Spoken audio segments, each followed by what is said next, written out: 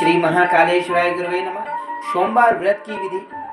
भगवान महादेव जी कहते हैं, कैलाश के उत्तर में शिखर पर स्वयं प्रभा नामक एक विशाल बहुत ही नगर है। उसमें धनवाहन नाम से एक गंधर्व राजा रहते थे। उनकी स्त्री बड़ी ही सुंदर थी। उसके साथ रहकर वे दिव्य भोगों का उपभोग करते थे।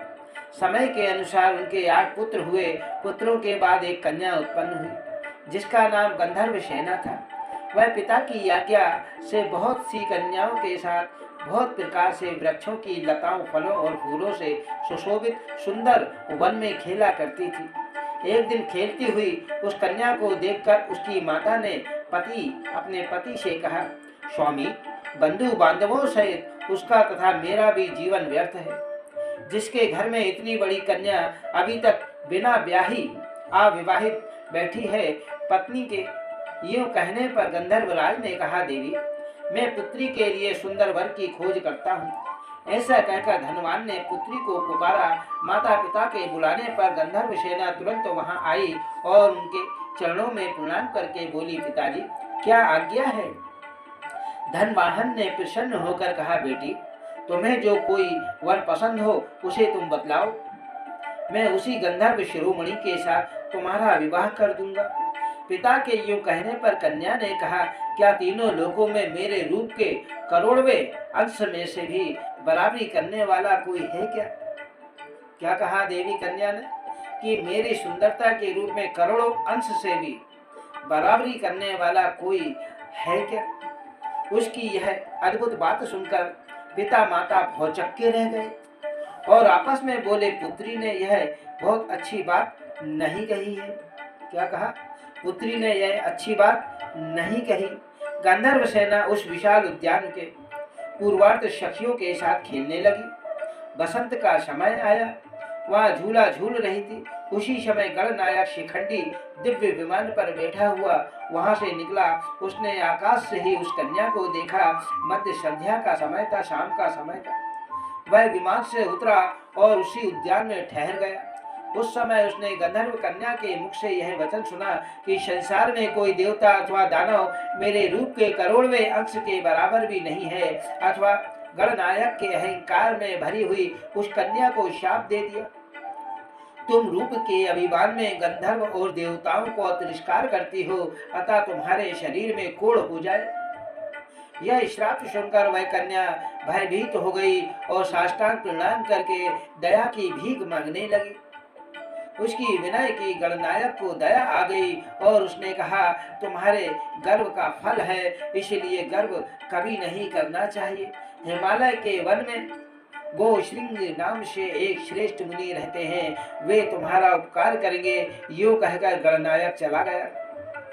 गंधर्व सेना उस सुंदर वन को छोड़कर पिता के समीप आई और कुष्ठ रोग होने का उन्हें कारण कह सुनाया। सुनकर उसके पिता माता बड़े ही दुखी हो उठे और पुत्री को साथ लेकर तुरंत ही हिमालय पर्वत पर आए। वहां पर उन्होंने गोश्रृंग ऋषि के आश्रम को देखा। मुनिवर गोश्रृंग आश्रम के भीतर बैठे थे।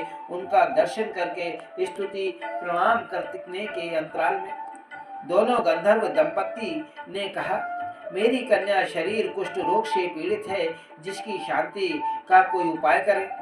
गोश्रृंग ऋषि बोले कि सोमनाथ विराजमान है समुद्र के समीप। वहां जाकर एक समय भोजन करते हुए सब रोगों के नाश के लिए सोमनाथ की पूजा करनी चाहिए। तुम सोमवार के व्रत के द्वारा भगवान शंकर की आराधना करो। ऐसा करने से तुम्हारी पुत्री के सारे रोग नष्ट हो जाएंगे। यह सोमवार के व्रत की विधि और महिमा थी महाराज। उस कन्या ने गोश्रृंग ऋषि मुनि से पूछा कि सोमवार का व्रत किस प्रकार करना चाहिए।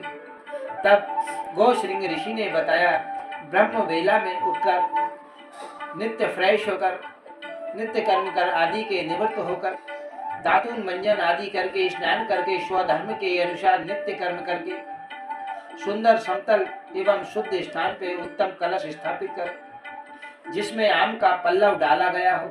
आम का पत्ते अपन कलश में लगाते हैं ना, इस तरह, जिस पर चंद्रमा से भली भांति की चित्र बनाए गए हों। कलश के ऊपर पात्र रखें और उस पात्र में जटा मुकुट मणि सर्वभूषण भूषित श्वेत वस्त्रधारी अर्धनरेश्वर भगवान शिव की प्रतिमा को रखना चाहिए। उमा सहित भगवान महेश्वर की श्वेत वस्त्रों तथा भांति भांति से भक्षण भोज्य पदार्थ उसे पूजन करें। बिजोरा नींबू अर्पण करें। निम्नांकित मंत्र के द्वारा भगवान शिव की पूजन करनी चाहिए। समय रात को भोजन करना चाहिए। चटाई पर सोना चाहिए। 18 प्रकार के कुष्ठ रोग से नाश होते हैं महाराज।